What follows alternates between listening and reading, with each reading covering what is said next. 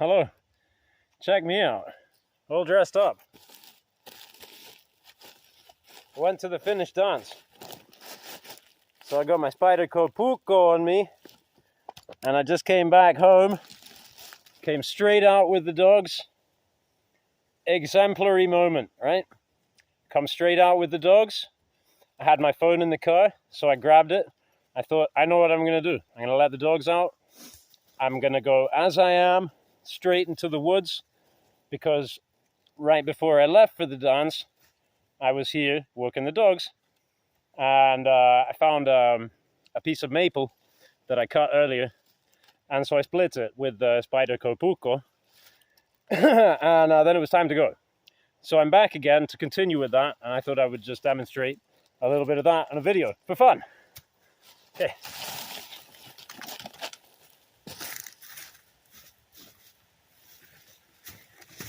So over here, we got these two. I just split those. And here's mainly what I used to split them, actually.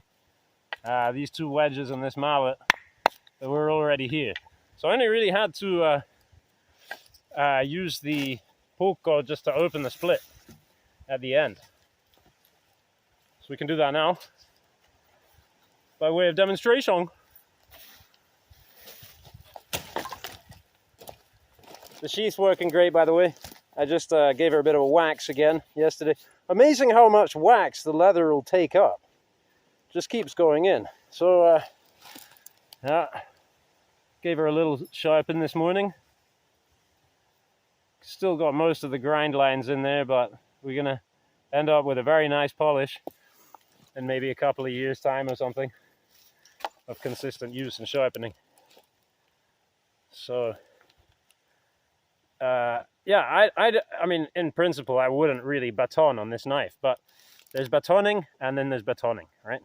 And we're gonna do one of the two, and you can guess which one it is.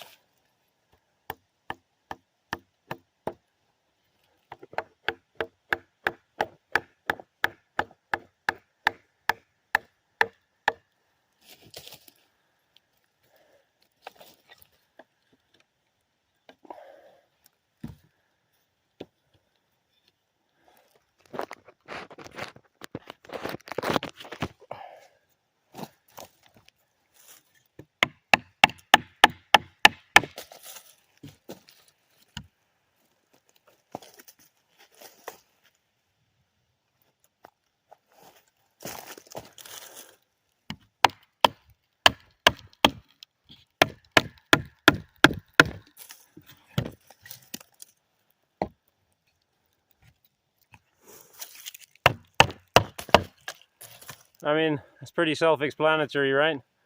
I'm just going to keep going with these wedges. By the time we're about halfway down, I'll just pull it apart by hand. Maybe if there's a complication, I might have to get in there with a knife, but I don't think there's no knots on this part here. We've already been through the knot.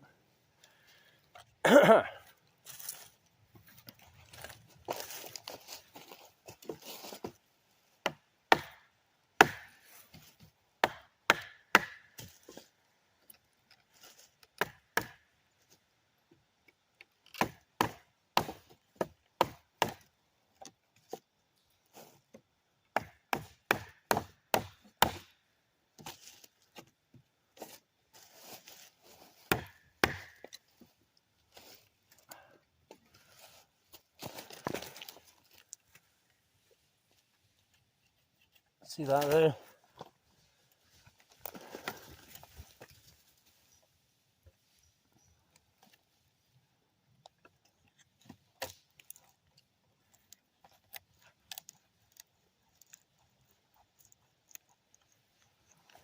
It just helps. Helps a little bit when you cut the stringy bits. Probably wasn't necessary on that one, but it keeps your poles tidy as well. Split bits tidy.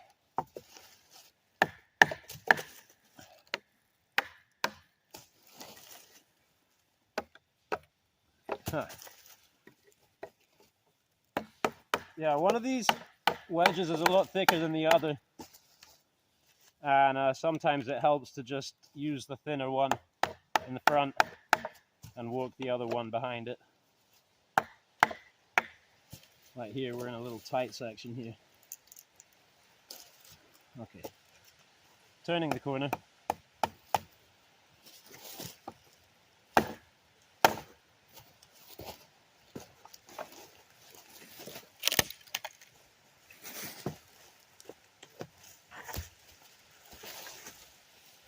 Moving it around so you can see.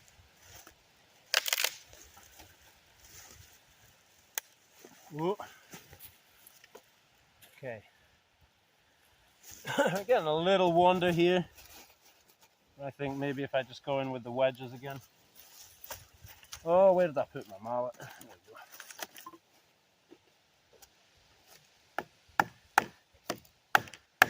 go. It's a little over length.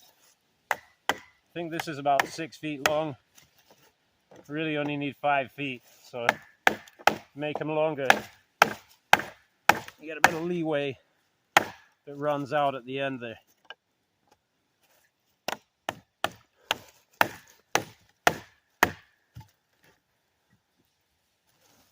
So yeah, I mean, I did leave the tools here, but in principle, just around here, I would be able to make some wedges and and a mallet using the Puukko.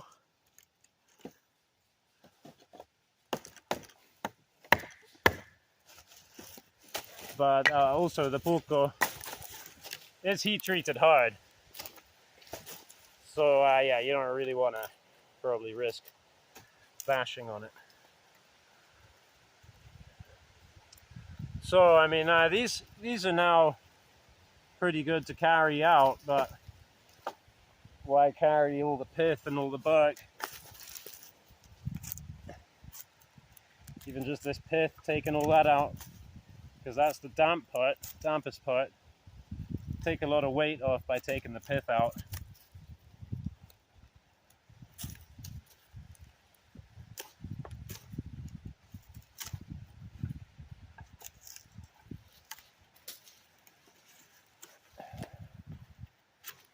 You get these sharp corners here, you can take that off really easily with the knife and the bark.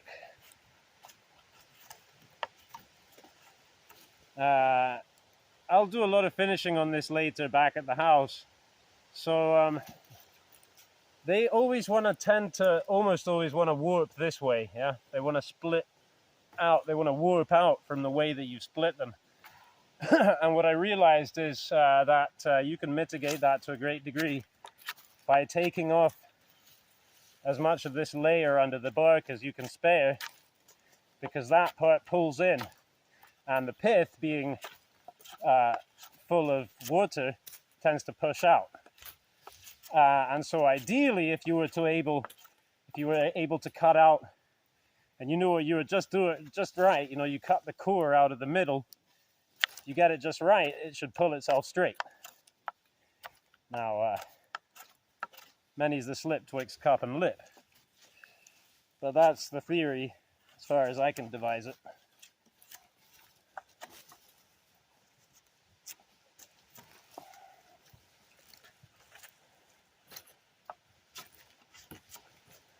I'm starting to get a sore shoulder from all the chopping and knife work I've been doing, and I realized that a lot of that is down to technique. For example, I'm not used to doing this chest pull cut so much, but that absolutely, whatever the rotator cuff or whatever it is that's getting stressed is not involved in this cut, and it's a very powerful cut.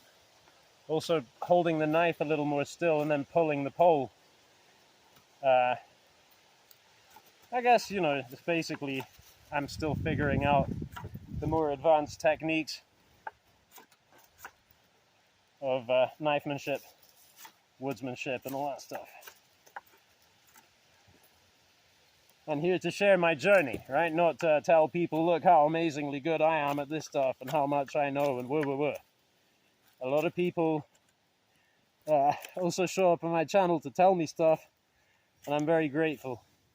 And I take kindly to that. You can tear me apart, you know, if you like. That's cool too.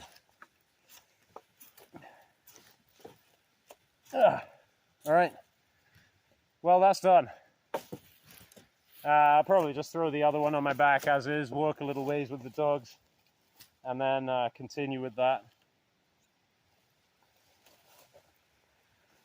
And leave my wedges and mallet here. I should be back before long. Thanks for watching.